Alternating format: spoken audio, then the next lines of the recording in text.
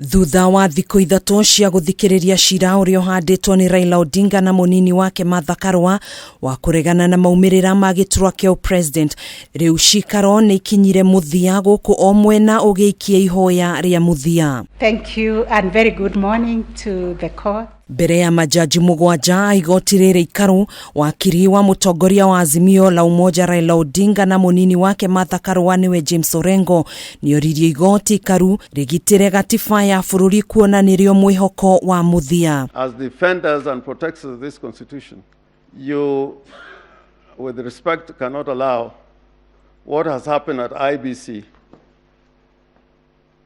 to go without some kind of action in the lines that was suggested by my learned senior. Orengo ni ahoire igoti gutuithania ndugamano iri iriho gatagati ka makamishna kamiti ya ithurano na mihaka bururi-ini ya IEBC kwaga uguo njatukano eno iguthie na mbere na gwithegea. Observance of democratic values and principles and promote constitutionalism, not just in the conduct of the elections, but even the way it runs its affairs.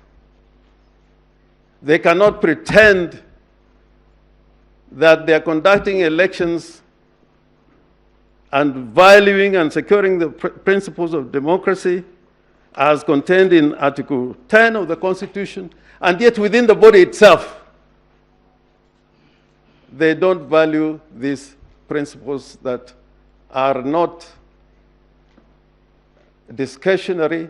Orengo ni okireire muikariri giti wa IEBC Wafula Chebukati akiuga ni agararire watho wa githurano na uguo igoti rifatie kumutacukira ikinya irumu ria kiwatho kuona ringi agagwika ugu eguthie na mbere na kuhuthira mahinya make uru. Impunity must be punished, and impunity unpunished breeds arrogance, and arrogance leads to arbitrary exercise of power.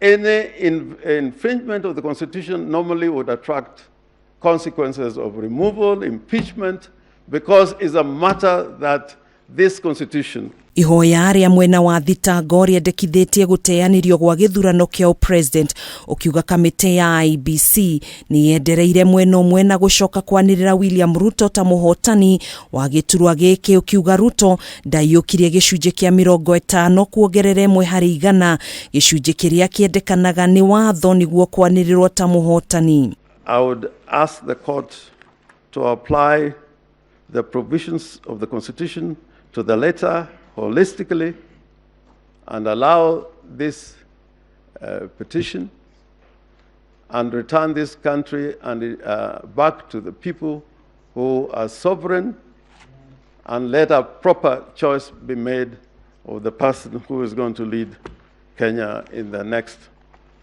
5 years. Acirithania ya matanyitwo kuheana itua riao muthi wa mwambiririo kiumia twerekeire.